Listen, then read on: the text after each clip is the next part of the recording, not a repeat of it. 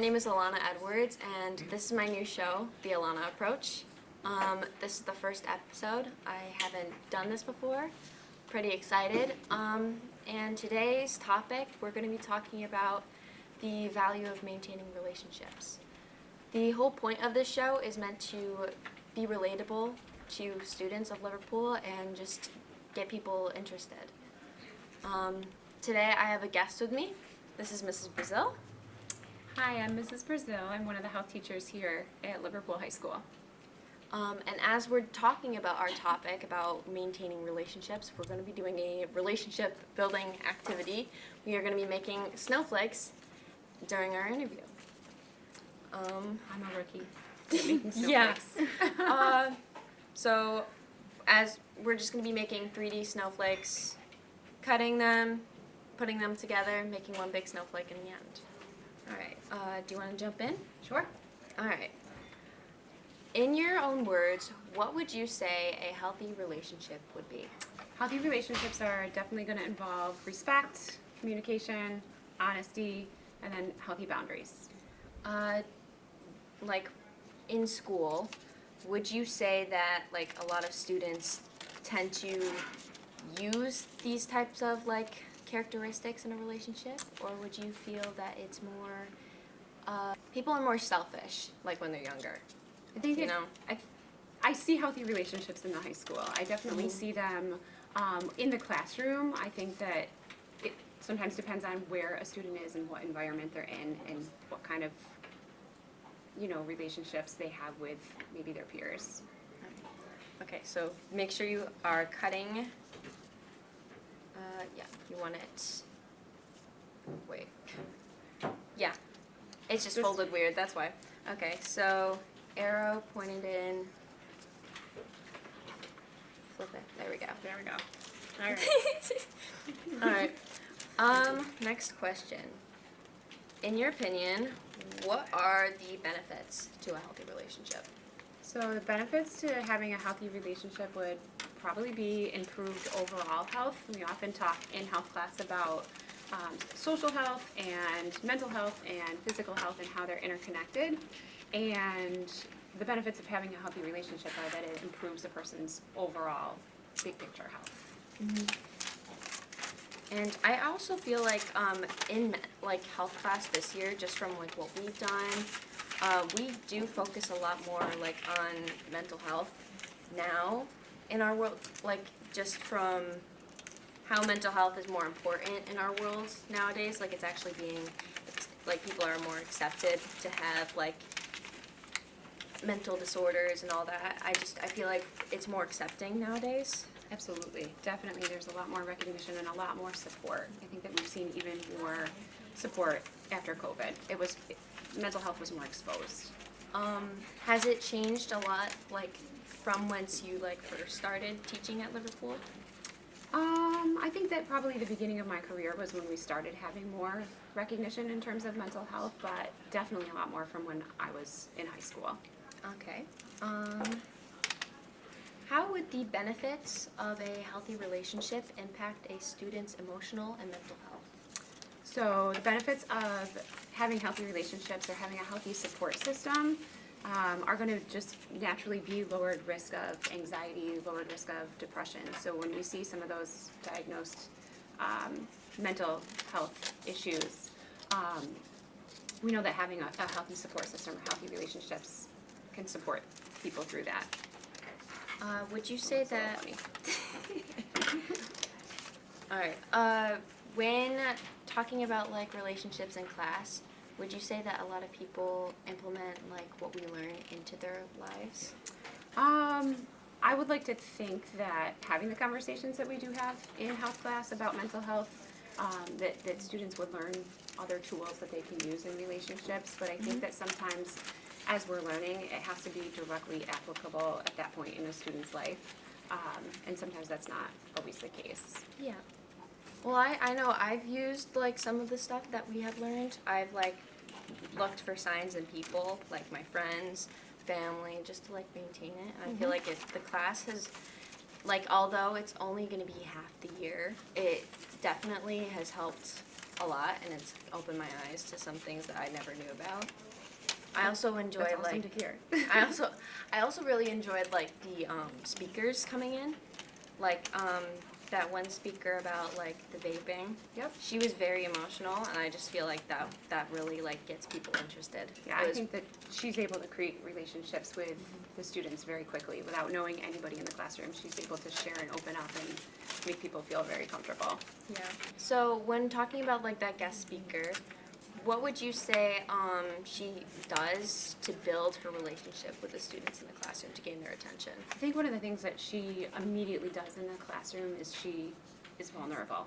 You know, she's sharing her own personal story, experience with her son, and what that looks like. And I think her being vulnerable in front of a group of high school students is what draws the students into that. Am I not cutting these deep enough? No, you are. Would you say that like teachers themselves tend to use that type of like characteristic or like this way of to build relationships with their students like in their everyday? Yeah, I think, especially at a high school level, I think that teachers want their students to know that they're human, right? And they try to draw on experiences that they've had and share that when it's appropriate in a class. Have you like in your experience like through teaching, has there ever been like certain times where I don't know, it's been hard to like interact with like students, would you say, like some relationships that you feel like aren't strong or like people, has it been hard to like interact with students that aren't that social?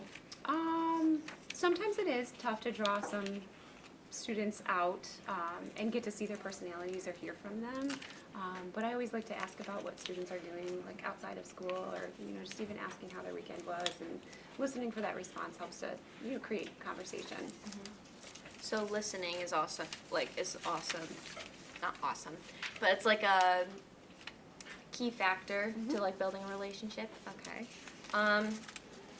Often there are like disagreements, right, in friendships, family. You know, there's always like a Thanksgiving political issue, or like sometimes friends disagree.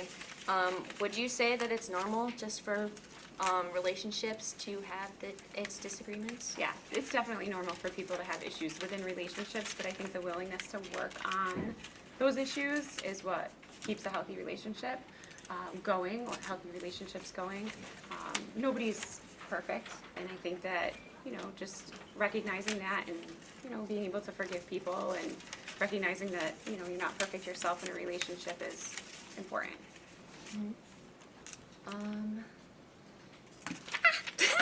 How are you doing with the snowflakes? Do you think it's getting easier the more you're doing it? Yeah, I think this one's gonna be a good one. I've done like, I did these like way too much the other day when we had our break. So I kind of like, I'm flying through these. Never done this before. New skill. New skill unlocked.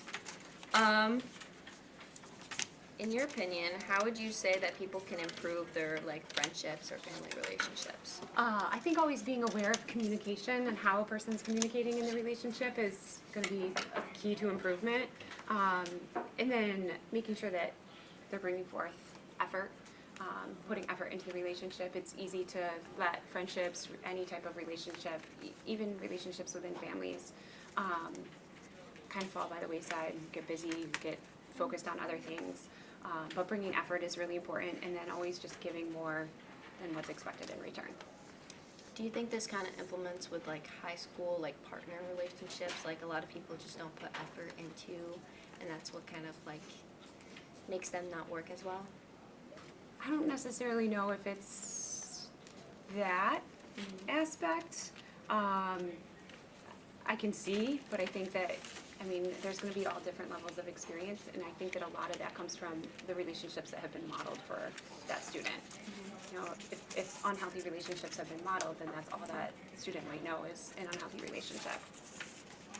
Would you say that this kind of like aspect of a relationship kind of correlates with like how a person is raised, like parent?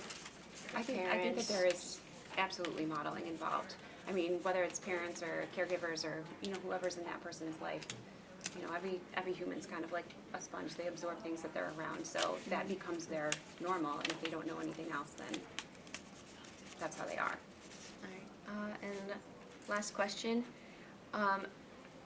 What is your advice to students out there to build a strong relationship and to improve their social interactions in their everyday life? Again, I think it comes down to effort.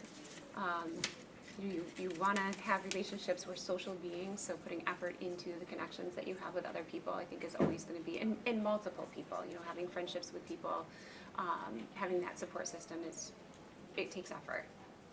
It doesn't just always come naturally. Yeah.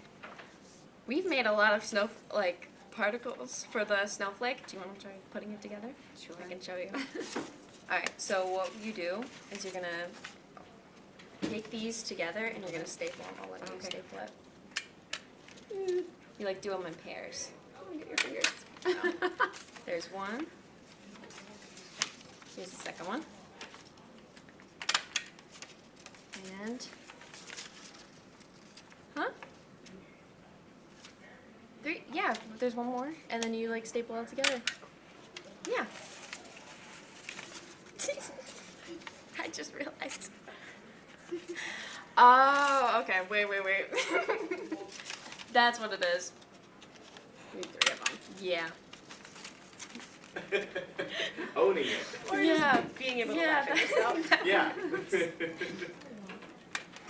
Yeah, as Mr. Nicholas said over here from behind the camera, owning up to mistakes often is a key quality to building a healthy relationship. And continuing. I'm afraid I'm gonna get your fingers. No, you're not. And continuing that in your everyday life makes your social interactions and just life in general more healthy and having a more authentic life. I don't think that was really correct, but this one here is great. This might be a little janky, but And you know what? It's the fault that counts. yeah. This is the interview snowflake. These two.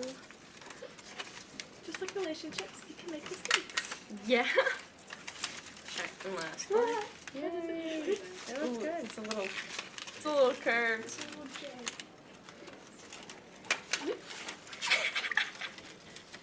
Oh, it looks so good. It's gorge. Alright. Thank you guys so much for watching our first episode of the Alannah Approach. Hopefully, I'll see you next time.